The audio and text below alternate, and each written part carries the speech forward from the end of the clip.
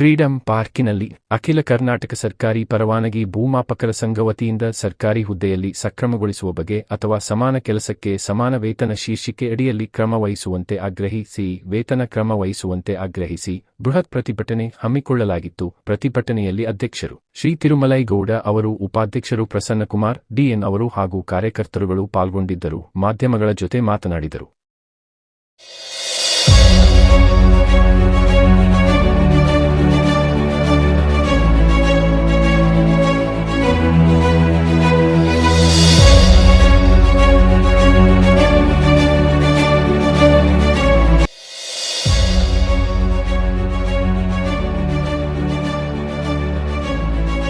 ನಮಸ್ಕಾರ, ನನ್ನ ಹೆಸರು ತಿರುಮಲೈಗೌಡ ಅಂತ. ಕರ್ನಾಟಕ ಸರ್ಕಾರದ ಪರವಾನಗಿ ಭೂಮಾಪಕರ ಸಂಘದ ರಾಜ್ಯಾಧ್ಯಕ್ಷರಾಗಿ ಮಾತಾಡ್ತಾ ಇದ್ದೀನಿ.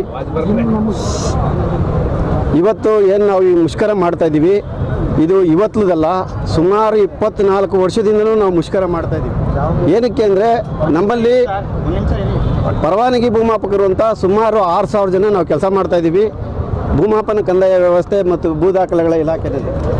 ಇದು ಏನಾಗಿದೆ ಅಂತಂದರೆ ಇಲ್ಲಿ ಭೂ ದಾಖಲೆಗಳಲ್ಲಿ 2 ಥರ ಸರ್ವೇರ್ ಇದ್ದೀವಿ. ಒಂದು ಗೌರ್ಮೆಂಟ್ ಸರ್ವೇರು, ಒಂದು ಲೈಸೆನ್ಸ್ ಸರ್ವೇರ್ ಅಂತ.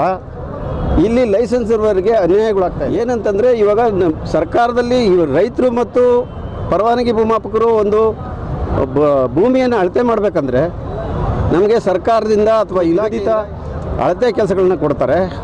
ಅದಕ್ಕೆ ಆದ ಸಂಭಾವನೆಗಳನ್ನ ಫಿಕ್ಸ್ ಮಾಡಿದ್ದಾರೆ. ಆದರೆ ನಾವು ಸ್ಟಾರ್ಟಿಂಗ್ 2002ರಲ್ಲಿ ನಮಗೆ ಒಂದು ಪರವಾನಗಿ ಭೂಮಾಪಕರಾಗಿ ಮಾಡೋದಕ್ಕೆ KLR ಆ್ಯಕ್ಟಲ್ಲಿ 46H ರೂಲಲ್ಲಿ ನಮಗೆ ಅವಕಾಶ ಕೊಟ್ಟಿದ್ದಾರೆ. ಈ ಅವಕಾಶದನ್ನು ಬಳಸ್ಕೊಂಡು ನಾವು ಏನು ಇಲಾಖೆ ನಮಗೆ ತರಬೇತಿ ಕೊಟ್ಟಿತ್ತು, ಆ ತರಬೇತಿ ಮುಖಾಂತರ ಇಲಾಖೆ ನೀಡುವಂಥ ಕೆಲಸಗಳನ್ನ ಮಾಡ್ಕೊತ ಬಂದಿದ್ದೀವಿ. ಆದರೆ ಅವತ್ತಿನ ನಿಗದಿ ಮಾಡಿರುವಂಥ ಸಂಭಾವನೆ ಒಬ್ಬ ಗೌರ್ಮೆಂಟ್ ಸರ್ವೇರ್ಗೇನು ಅಥವಾ ಬಾಂಧ್ ಪಿವನ್ಗೇನು ಕೊಡ್ತಾ ಇತ್ತು, ಅವೆರಡನ್ನೂ ಸೇರಿಸಿ ನಮಗೆ ಕೊಡಬೇಕು ಅಂತ ಒಂದು ಕಡತಕ್ಕೆ ಇಷ್ಟು ಅಂತ ಫಿಕ್ಸ್ ಮಾಡಿತ್ತು. ಅದು ಕಾಲಕ್ರಮೇಣ ಅದು ಒಂದು ಎಲ್ಲೋ ಒಂದು ಕಡೆ ತಿರುಚಿ ಅದನ್ನು ನಮಗೆ ಸಂಭಾವನೆಯಲ್ಲಿ ತಾರತಮ್ಯ ಬರೋ ಥರ ಮಾಡಿದ್ದಾರೆ. ಇದು ಗೌರ್ಮೆಂಟ್ ಸರ್ವೇರ್ಗಳಿಗಾದರೆ ಆಯಾ ಟೈಮ್ಗೆ ಅದರ ವೇತನ ಪರಿಷ್ಕರಣೆ ಅದು ಇದು ಅಂತ ಮಾಡ್ತಾ ಇರ್ತಾರೆ. ಆದರೆ ನಮಗೆ ಇದ್ರ ಕಡೆ ಯಾವುದೇ ಸರ್ಕಾರ ಆಗಲಿ ಇಲಾಖೆ ಆಗಲಿ ಸರಿಯಾದ ಗಮನ ಕೊಡದೇ ವೇತನ ತಾರತಮ್ಯ ಮಾಡಿ ಒಂದು ಜೀತದಾಳ ಪದ್ಧತಿಯಲ್ಲಿ ಕೆಲಸ ಮಾಡಿಸ್ಕೊತಾ ಇದ್ದಾರೆ. ಇದೇನಾಗ್ಬಿಟ್ಟಿದೆ ಅಂತಂದರೆ ಇದು ಇವತ್ತಿನ ಕಾಲಮಾನದಲ್ಲಿ ಯಾವುದ್ರ ಬೆಲೆನೂ ಕಡಿಮೆ ಇಲ್ಲ.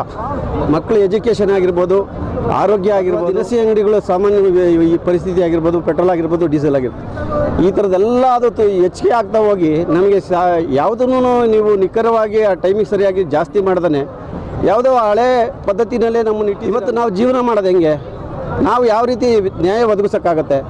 ಇದನ್ನು ಎಷ್ಟೇ ಸರಿ ನಾವು ಮುಷ್ಕರದ ಮೂಲಕ ಪ್ರತಿಭಟಿಸಿ ಸರ್ಕಾರಕ್ಕೆ ತಿಳಿಸಿದ ಬಂದರೂ ಎಲ್ಲೋ ಕಡೆಗಣಿಸ್ತಾನೆ ಬಂದಿದ್ರೆ. ಇವಾಗ ಒಂದು ಮನೆಯಲ್ಲಿ 2 ಅಣ್ಣ ತಮ್ಮ ಅಂತ ಇದ್ದರೆ ಒಬ್ಬರಿಗೆ ನ್ಯಾಯ ಒಬ್ಬರಿಗೆ ಅನ್ಯಾಯ ಮಾಡೋದು ಯಾವ ಥರ ಆಗ್ತಾಯಿದೆಯೋ ಅದೇ ಥರ ನಮಗೂ ಕೂಡ ಈ ಸಂಭಾವನೆ ತಾರತಮ್ಯದಲ್ಲಿ ನಾವು ಜೀತದಾಳುಗಳಿಂದ ಕಡೆ ಆಗ್ತದೆ. ಏನಾಗಿದೆ ಅಂದರೆ ಒಂದು ಸರ್ವೆ ಮಾಡಬೇಕಂದ್ರೆ ಅದರದೇ ಆದ ವ್ಯವಸ್ಥೆ, ಅದರದೇ ಆದ ಶಿಸ್ತು, ಜೊತೆಗೆ ದಾಖಲಾತಿಗಳ ಭದ್ರತೆ ಇದೆಲ್ಲನೂ ಮಾಡಿದ್ರೆ ಮಾತ್ರ ಆ ರೈತರಿಗೆ ನ್ಯಾಯ ಉಳಿದ ವ್ಯವಸ್ಥೆಯಲ್ಲಿ ನಮ್ಮನ್ನು ನೀವು ಬಳಸ್ಕೊಂಡು ನಮಗೆ ಯಾಕೆ ಈ ಥರ ಅನ್ಯಾಯ ಆಗ್ತಾಯಿದೆ?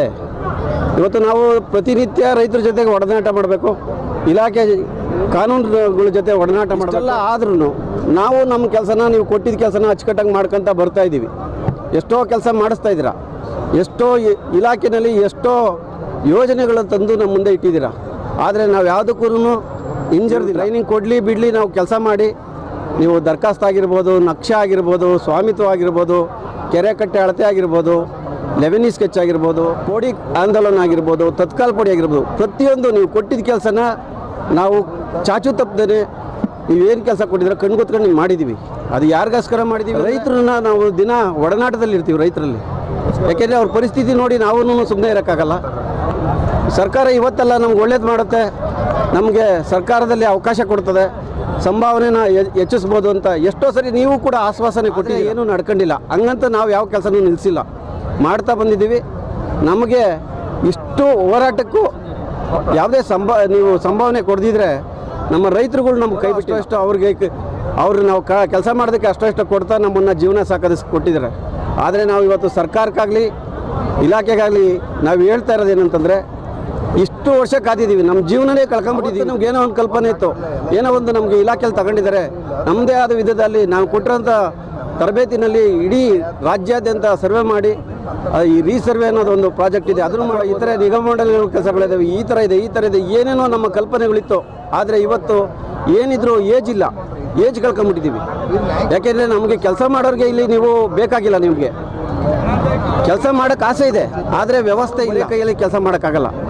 ಇವಾಗ ಏನದು ಸರ್ಕಾರಕ್ಕೆ ದುಡ್ಡಿನ ಅವಶ್ಯಕತೆ ಇಲ್ಲ, ಯಾಕೆಂದರೆ ರೈತರು ದುಡ್ಡು ಕಟ್ತಾ ಇದ್ದಾರೆ. ಆ ರೈತರದ್ದು ಕೊಟ್ಟಿರೋ ದುಡ್ಡಲ್ಲೇ ನಮ್ಮ ಜೀವನ ಏನೈತೆ ನೋಡಿ ಕಣ್ಣಾಡಿಸಿ. ಯಾಕೆಂದರೆ ಇಲ್ಲಿ ಏನಾಗಿದೆ ಅಂದರೆ ಸಾಮಾನ್ಯವಾಗಿ ನೋಡಿದ್ರೆ ಸರ್ವೇಯರ್ ಅಂದರೆ ಎಲ್ಲ ಗೌರ್ಮೆಂಟ್ ಸರ್ವೇಯರ್ ಅಂತ ಇರಲಿ, ಯಾಕೆಂದರೆ ನಾವು ಗೌರ್ಮೆಂಟ್ ಥರನೇ ಕೆಲಸ ಮಾಡ್ತಾಯಿದ್ದೀವಿ. ಗೌರ್ಮೆಂಟು ಅದೇ ಥರ ಕೆಲಸ ಕೊಟ್ಟಿದೆ. ಈ ಪರವಾನಗಿ ಭೂಮಾಪಕರಿಗೆ ಒಂಥರ, ಗೌರ್ಮೆಂಟ್ ಸರ್ವೇಯರ್ಗೆ ಒಂಥರ ಕೊಟ್ಟಿಲ್ಲ. ಇಬ್ಬರಿಗೂ ಸರಿಸಮನಾದ ಕೆಲಸ ಕೊಟ್ಟಿರೋದ್ರಿಂದ ಸರಿಸಮವಾಗಿ ಕೆಲಸ ಮಾಡೋದೇ ಬೇಡಿಕೆ, ಸಂಭಾವನೆ ತಾರತಮ್ಯ ಇದೆ, ಅದನ್ನು ಸರಿ ಮಾಡಿಕೊಡಿ.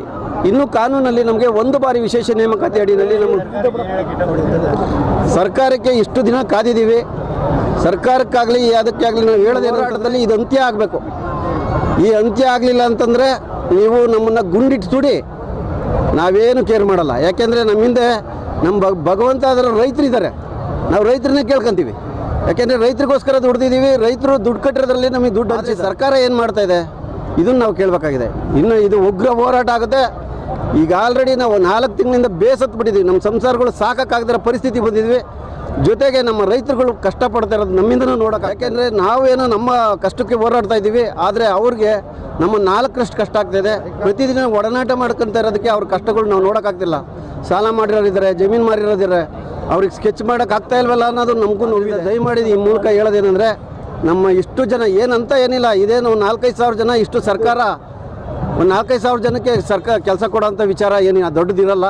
ಹಂಗಾಗಿ ನಮ್ಮ ಕಷ್ಟ ಸುಖನ ಕಣ್ಣಲ್ಲಿ ನೋಡಿ ಏನಿದೆ ಅಂತ ಪರೀಕ್ಷೆ ನಮ್ಮನ್ನು ಒಂದು ವ್ಯವಸ್ಥೆಯಲ್ಲಿ ಕೆಲಸ ಮಾಡೋಕ್ಕೆ ಅವಕಾಶ ಮಾಡಿಕೊಟ್ಟು ನಮ್ಮ ದೇವರಾಗಿರೋಂಥ ರೈತರುಗಳು ಕೆಲಸ ಮಾಡ್ಕೊಡೋದಕ್ಕೆ ಅವಕಾಶ ಮಾಡಿಕೊಡಿ ಅಂತ ಈ ನಿಟ್ಟಲ್ಲಿ ನಾನು ಕೇಳ್ಕೊತೀನಿ.